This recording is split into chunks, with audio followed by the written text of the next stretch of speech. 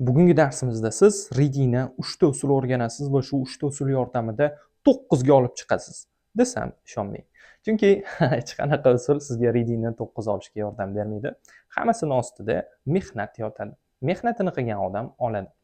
Men o'zim IELTSdan readingdan bir necha marta 9 olganman va shu 9 olishimgacha bosib o'tgan yo'limni sizlarga gapirib beraman. Ochiq gapiradigan bo'lsam, hech qanaqa qisqa yo'l yo'q u yoqda. Hech qanaqa strategiya sizni bilimingiz yetmasa ham 9 ga olib chiqib qo'ya olmaydi hech qachon. Va qanaqa mehnat qilish kerakligini aytaman ochiq-oydin.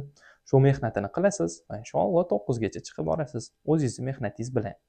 O'zim haqimda gapiradigan bo'lsam, meni readingim birinchi marta IELTS topshirganimda o'zi overall 6 olganman. Readingim 6,5 chiqqan. O'sha paytda nimaga 6,5 chiqqan? So'z boyligim yetarli bo'lmagan. Sekin o'qiganman. Mana shu faktorlar bilan 6,5 chiqib qolganda, o'sha ikkinchi marta IELTS topshirganimda readingim 9 chiqqan va shu 6,5 dan 9 gacha qanaqa chiqqanman? Men oldin readingni ishlardimda, masalan 40 ta IELTS full reading qildim. Readingni ishlardim, masalan 25 ta, 26 ta topardim. Qolgan 15 ta, 14 ta savolga yo vaqtim yetmasdi, yo lug'at boyligim yetmasdi. Va shu bilan o'sha reading qolib ketardi. Bitta faylga yig'ib borardim. Uni analiz qilmasdim. Uni ichidagi nimaga men 14 ta savolni topa olmadim? Qaysi so'zlarni bilmaganim uchun topa olmadim? Qaysi sinonimlarni bilmaganim uchun topa olmadim degan savolni bermasdim-da avval. Keyin men nima qildim? O'stirish uchun sekin-sekin oldimga qo'ydim readingni. Ishladim. 25 ta, 26 ta chiqdi. Keyin qolgan 14 ta, 15 ta chiqmaganini har bittasini men analiz qilib chiqdim javoblariga qarab. Nimaga masalan 37-savolda men xato qildim? Misol keltiraman. Qaranglar. Masalan, men bu yerda 37-savolda true false not given bo'lgan. Men buni aytaylik not given olib qo'ydim deylik. Ya'ni meni javobim my answer. My answer. Meni javobim not given, lekin true answer, to'g'ri javob. To'g'ri javobimiz bu yerda true bo'ldi. Ya'ni meni javobim xato chiqdi. Mana shunaqa o'ylaylik. Keyin o'zimga o'zim nima qildim? O'tirib oldim-da. Sen nimaga not given belgilading deb o'zimdan so'radim. Va men bunaqa javob oldim o'zimdan o'zim. Men not given belgilagan sababi, masalan, men bu yerda famous degan so'z bor. Shu so'z mashhur degan ekan. Shuni men matndan topa olmadim. Shu uchun not given belgiladim. Yana men bunaqa archive, ya'ni arxiv degan so'zni topa olmadim matndan. Yana document degan so'zni topa olmadim matndan. Mana shu so'zlarni topa olmaganim uchun men not given belgiladim. Chunki ustozim aytgan, matn savolning qaysidir bir so'zi, qaysidir bir qismi matndan chiqmasa not given ol deb aytgan. Deb o'zimga o'zim tushuntirish berdim-da. Lekin orqasiga qarasam true yozilgan ekan. Demak, mana bu men topa olmagan so'zlar matnda bor, faqat men bilmayman.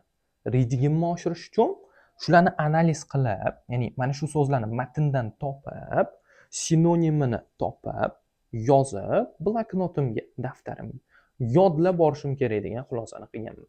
Va boshlaganman.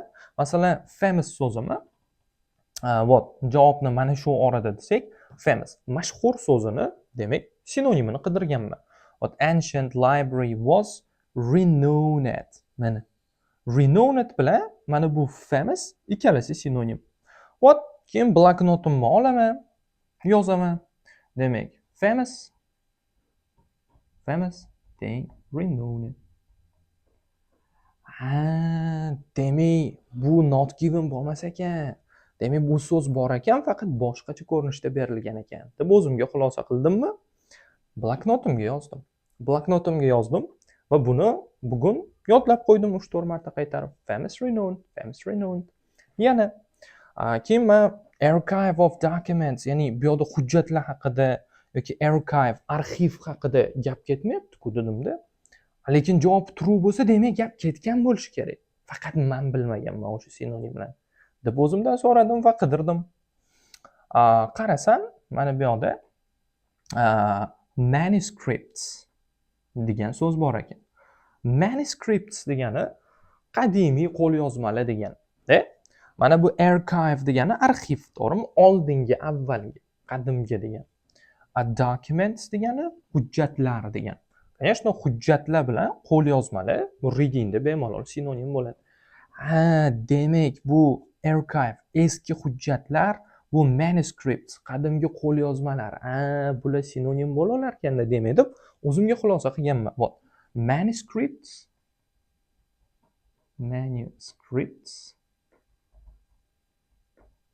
teng deganmanda, documents deb yozib qo'yganman. Demak, qadimgi qo'lyozmalar hujjatlarga sinonim bo'la olar ekan deganman. O'zimga o'zim xulosa qilyapman va bu yoqda ikkita foyda olyapman. Birinchidan sinonim yodlayapman, famous thing renowned deb. Ikkinchidan xulosa, critical thinking, tanqidiy fikrlash degan narsa ishlaydi-da readingda. Ya'ni siz fikrlayapsiz, что qadimgi qo'lyozma bu как arxiv, eski hujjat.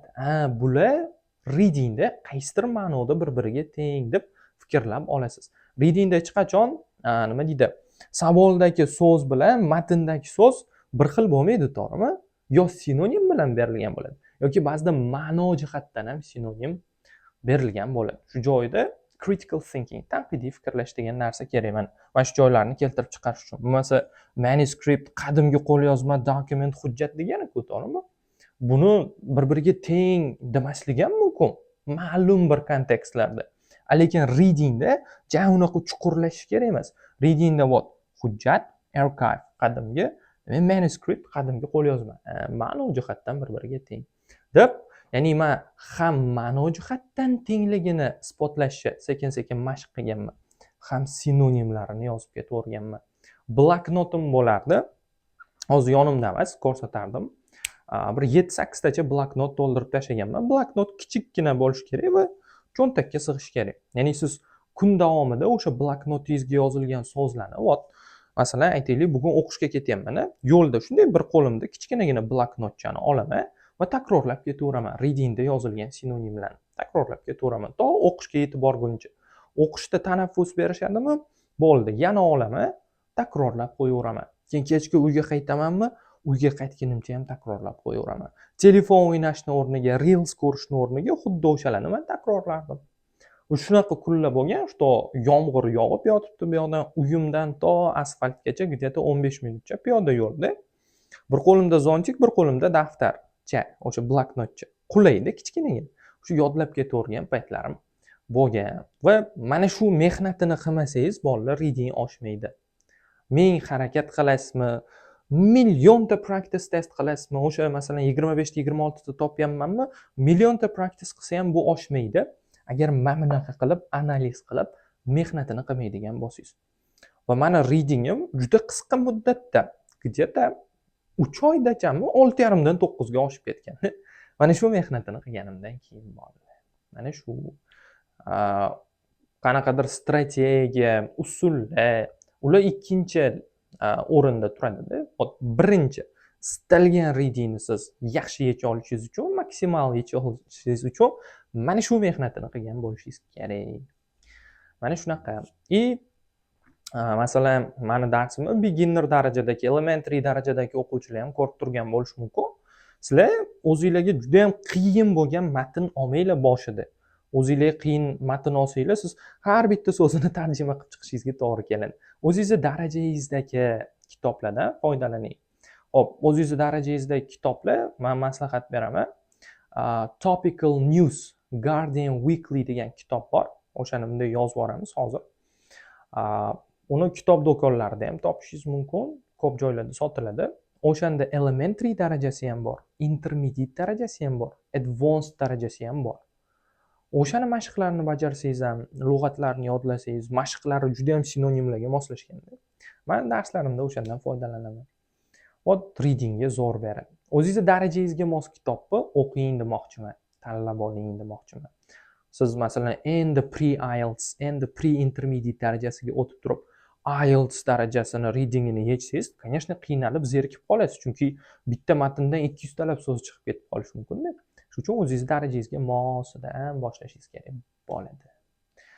Mana shular readingda qilinishi kerak bo'lgan narsalar. Shu mehnatini qilsak, inshaalloh maksimal 9 olish mumkin bo'lar ekan. Demak, keyingi darsda ko'rishguncha sizlar bilan Teacher Bobur bo'ldi.